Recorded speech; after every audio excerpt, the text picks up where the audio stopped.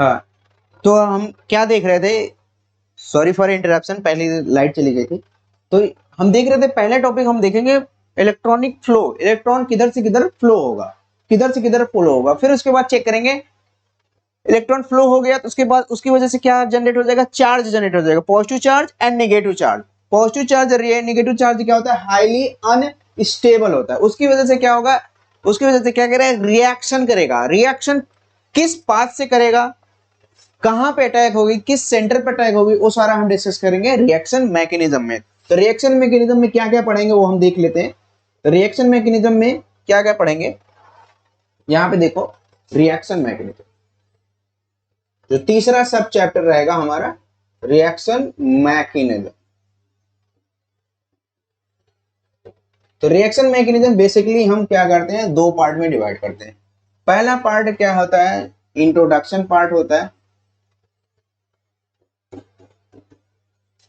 दूसरा पार्ट क्या होता है, रिएक्शन होता है, जो आप लोग पढ़ते हो, बचपन से पढ़ते चले आ रहे हो। दूसरा पार्ट जो होता है रिएक्शन होता है। क्या होता है, जो इंट्रोडक्शन पार्ट होता है बेसिकली क्या होता है, लोग छोड़ देते हैं, लोग छोड़ देते हैं, ठीक है।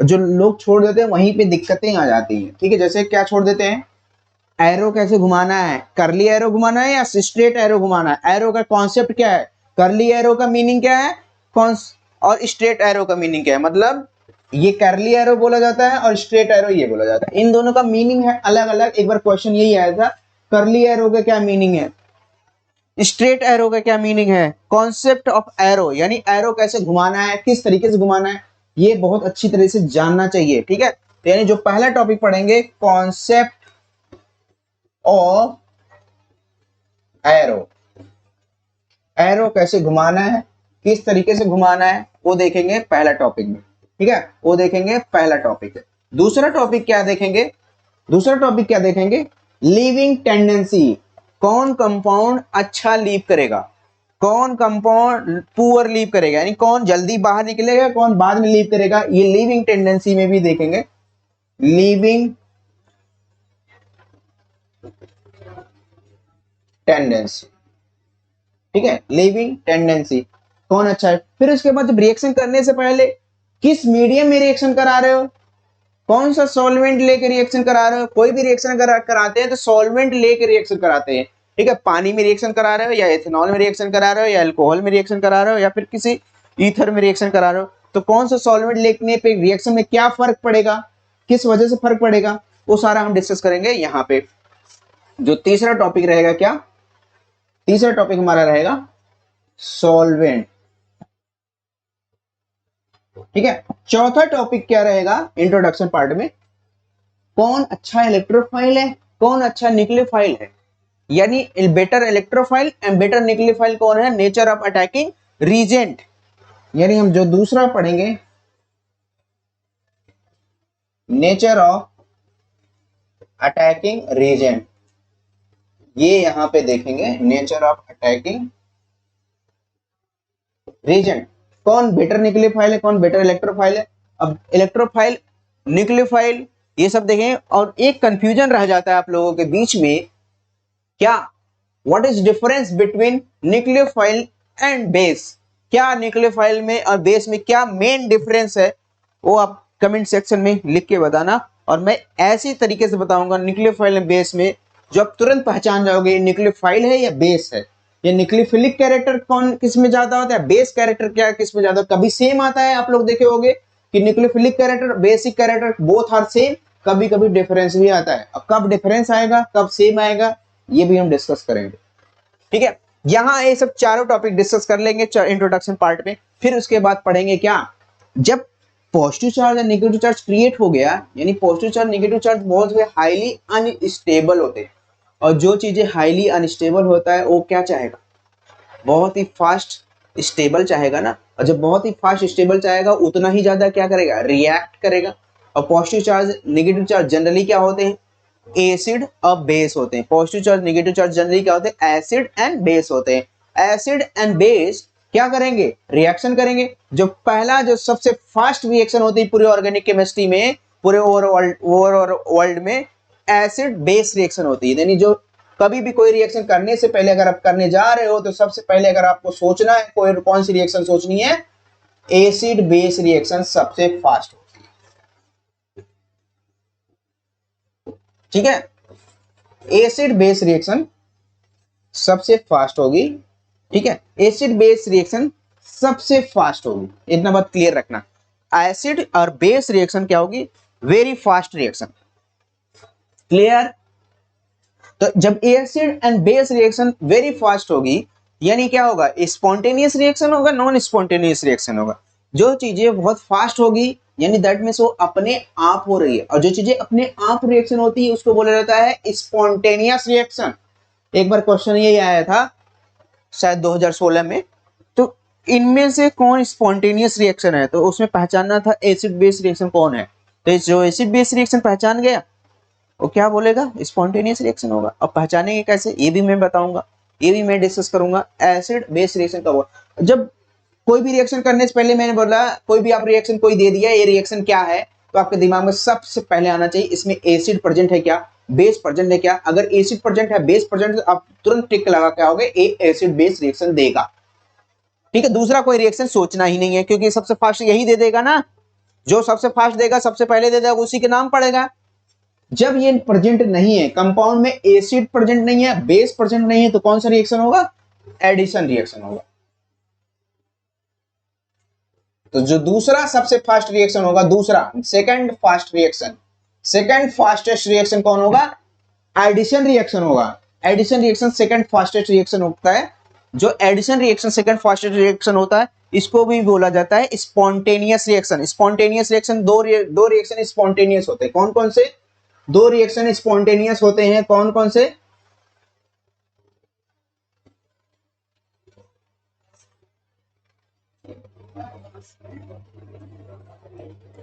ये दोनों स्पॉन्टेनियस। इसके बाद जो रिएक्शन हम पढ़ेंगे, तीसरा जो रिएक्शन आता है सब्स्टिट्यूशन रिएक्शन आता है। वो क्या होता है, थोड़ा स्लो रिएक्शन हो जाता है। सबसे फास्ट एसिड बेस रिएक्शन, उससे थोड़ा स्लो एडिशन रिएक्शन, उससे थोड़ा स्लो सब्स्टिट्यूशन रिएक्शन। यानी जो सब्स्टिट्यूशन रिएक्शन होता है वो क्या होता है, थोड़ा स्पॉन्टेनियस भी शो कर सकता है और नॉन स्पॉन्टेनियस। नॉन स्पॉन्टेनियस मतलब जो अपने आप ना हो, जिसको रिएक्शन कराने के लिए हमें एनर्जी देना पड़े, उसको बोला जाता है नॉन स्पॉन्टेनियस रिएक्शन। और जिसको कराने के लिए तुरंत अपने आप हो जाए उसको बोला जाता है स्पॉन्टेनियस रिएक्शन। क्लियर है ना बातें। तो दो रिएक्शन कैसी होती है, स्पॉन्टेनियस रिएक्शन होती है, ये पहचानने के तरीका है और हम मैं बताऊंगा पहचानने का तरीका। एडिशन रिएक्शन इनमें से कौन है, कौन एसिड बेस रिएक्शन। ठीक है, तो एडिशन रिएक्शन जो होता है थ्री टाइप का होता है, न्यूक्लियोफिलिक एडिशन रिएक्शन,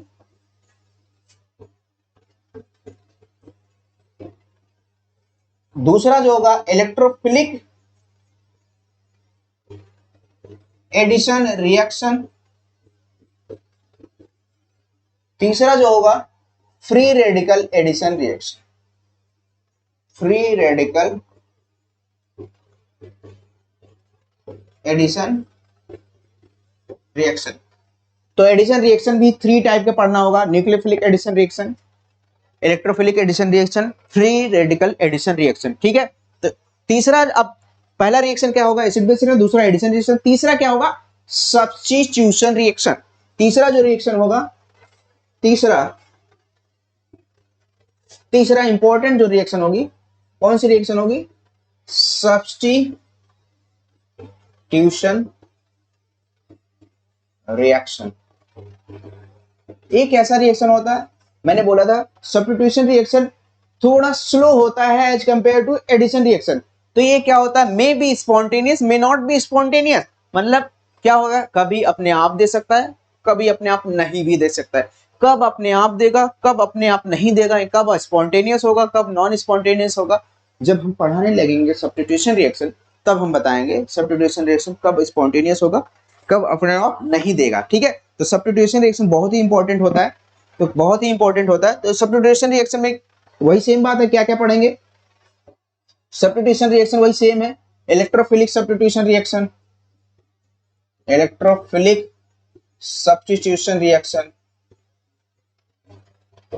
दूसरा जो है न्यूक्लियोफिलिक सब्स्टिट्यूशन रिएक्शन,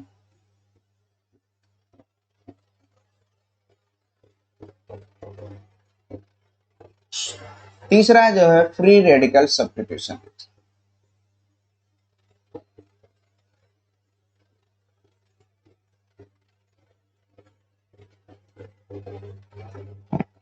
आपको पता होना चाहिए क्या, जो बेंजीन होता है, benzene only only electrophilic substitution reaction देता है। न्यूक्लियोफिलिक सब्स्टिट्यूशन रिएक्शन बेंजीन बहुत ही रेयर केस में देता है, सिर्फ एक रिएक्शन है, एक दो रिएक्शन है वही देता है। वो हम जब एरोमेटिक केमिस्ट्री पढ़ाने लगेंगे तो वहां पे डिस्कस करेंगे। जो इलेक्ट्रोफिलिक सब्स्टिट्यूशन रिएक्शन होता है जनरली क्या होता है, बेंजीन वाला रिएक्शन होता है। इसलिए कब हम पढ़ेंगे इसको, जब एरोमेटिक केमिस्ट्री डिस्कस करने लगेंगे, एरोमेटिक चैप्टर, एरोमेटिक केमिस्ट्री वहां पे पढ़ा जाएगा फ्री रेडिकल सब्स्टिट्यूशन।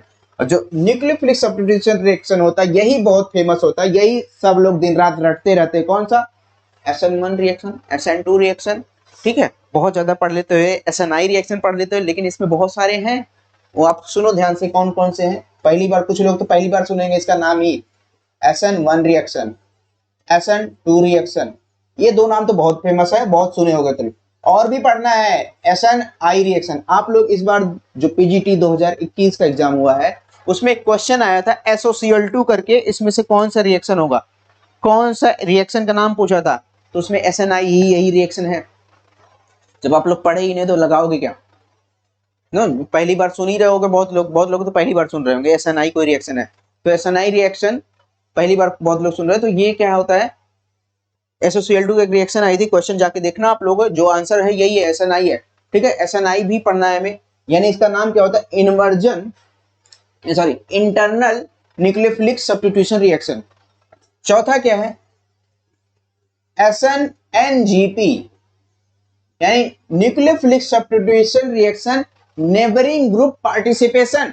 NGP मतलब क्या होता है, न्यूक्लियोफिलिक सब्स्टिट्यूशन इन नेबरिंग ग्रुप पार्टिसिपेशन। NGP का मतलब होता है नेबरिंग ग्रुप पार्टिसिपेशन, पड़ोसी का ग्रुप पार्टिसिपेट कर रहा है, नेबरिंग मतलब पड़ोसी ना, ठीक है, ये सब देखना है। फिर उसके बाद देखना है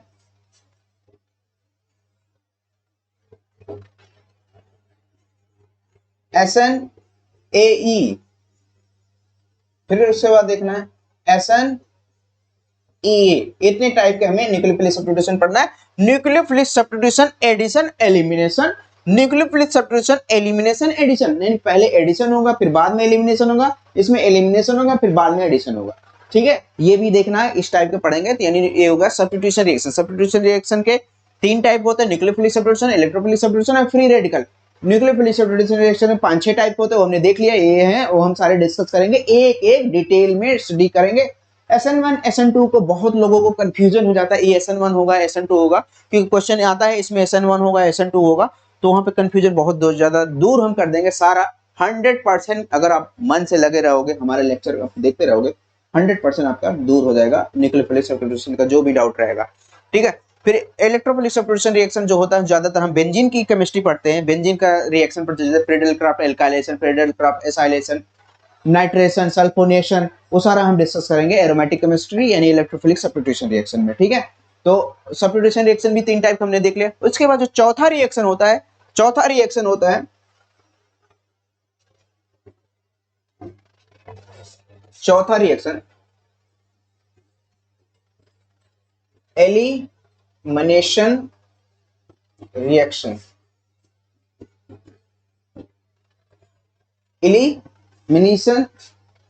एलिमिनेशन रिएक्शन, सुनना ध्यान से, जब मैंने रिएक्शन बता रहा था सबसे पहले आपको रिएक्शन सोचनी कौन सी है, एसिड बेस रिएक्शन यानी सबसे फास्ट रिएक्शन। उससे स्लो क्या, उसमें कौन सी रिएक्शन होगी, एडिशन रिएक्शन होगी, और दोनों कैसा होंगे, स्पॉन्टेनियस रिएक्शन होंगे। और उसके स्लो थोड़ा होगा सब्स्टिट्यूशन रिएक्शन, वो कभी कभी स्पॉन्टेनियस होगा, कभी कभी नॉन स्पॉन्टेनियस, मतलब मे be spontaneous may not be spontaneous, मतलब अपने आप कभी रिएक्शन होगा कभी अपने आप नहीं रिएक्शन होगा, ठीक है। लेकिन एलिमिनेशन रिएक्शन जो होगा ऑलवेज कौन सा होगा, नॉन स्पॉन्टेनियस रिएक्शन, यानी ये सबसे स्लो कौन सी रिएक्शन होगी। अगर क्वेश्चन आता है तो आप एलिमिनेशन रिएक्शन लगा के आओगे, कौन सी रिएक्शन लगाओगे, एलिमिनेशन रिएक्शन, यानी जब सबसे स्लो होगा, ऊपर से नॉन स्पॉन्टेनियस होगा, मतलब क्या होगा, इनको एनर्जी देनी पड़ेगी, एनर्जी, और जब कभी भी एनर्जी देनी पड़ेगी तो इससे हीट दिखाते हैं, हीट मतलब डेल्टा, और हीट एलिमिनेशन रिएक्शन आप जाके देखो, एलिमिनेशन रिएक्शन में हमेशा क्या प्रेजेंट होता है, डेल्टा प्रेजेंट होता है। अगर डेल्टा प्रेजेंट है आपके दिमाग में तुरंत क्लिक होना चाहिए, यहाँ पे क्या प्रेजेंट हो सकता है,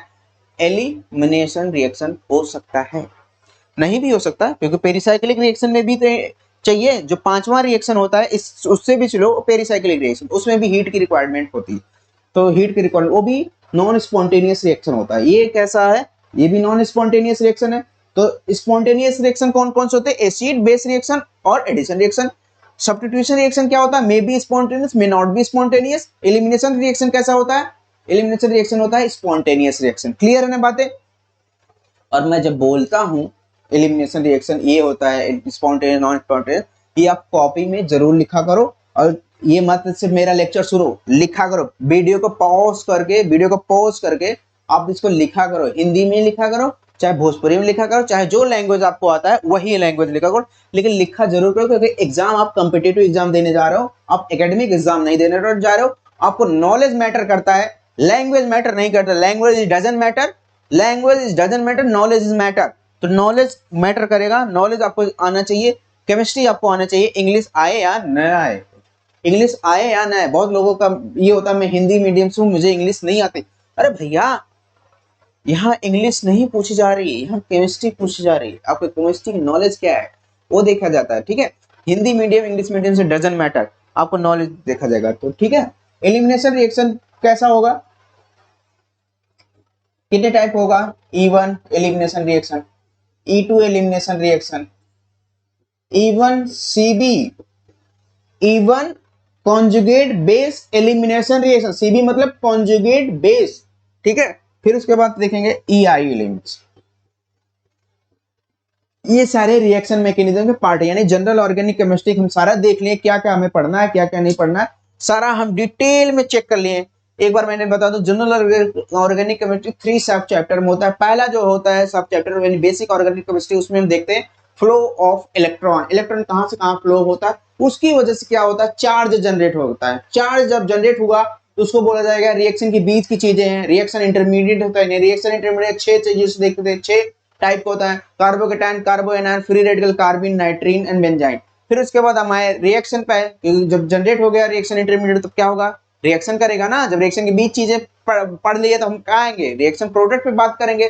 तो रिएक्शन कैसे बनेगा, रिएक्शन हमने पहले इंट्रोडक्शन पार्ट में, रिएक्शन इंट्रोडक्शन पार्ट में क्या देखा, लीविंग टेंडेंसी क्या है, सॉल्वेंट क्या क्या रोल है, एरो कैसे घुमाना है, ये सब हमने देख लिया। फिर उसके बाद रिएक्शन कैसे होगा, रिएक्शन सबसे पहले जो करेगी ऑर्गेनिक केमिस्ट्री में, हम आपको बार बार बताता हूँ, एसिड बेस रिएक्शन करती है, उसके बाद एडिशन रिएक्शन करती है, उसके बाद सब्स्टिट्यूशन रिएक्शन करती है, उसके बाद एलिमिनेशन रिएक्शन करती है। यानी टॉप टू बॉटम अगर देखा जाए, एसिड बेस रिएक्शन सबसे फास्ट, उसके बाद एडिशन रिएक्शन, उसके बाद सब्स्टिट्यूशन रिएक्शन, उसके बाद एलिमिनेशन, यानी एलिमिनेशन सबसे स्लो रिएक्शन, ठीक है। और मैं बार बार बोलता हूँ, मैं डॉक्टर मनीष गुप्ता, मेरे साथ आप अगर 6 महीने आप लगे रहे तो पीजीटी केमिस्ट्री 100% आपका सिलेक्शन हो जाएगा। लेकिन आपको मन से लगे रहना पड़ेगा, ध्यान से लगे रहना पड़ेगा, तभी आप सिलेक्शन होगा, ठीक है। अब मिलते हैं इंडक्टिव इफेक्ट यानी इलेक्ट्रॉनिक इफेक्ट का पहला टॉपिक लेके नेक्स्ट लेक्चर में, इंडक्टिव इफेक्ट। तब तक आप लोग लेके सीरियस हो जाइए, ठीक है, एग्जाम को लेके सीरियस हो जाइए, क्योंकि रिक्रूटमेंट जल्द ही आने वाला है, ठीक है। तो मिलते हैं नेक्स्ट लेक्चर में, थैंक यू सो मच।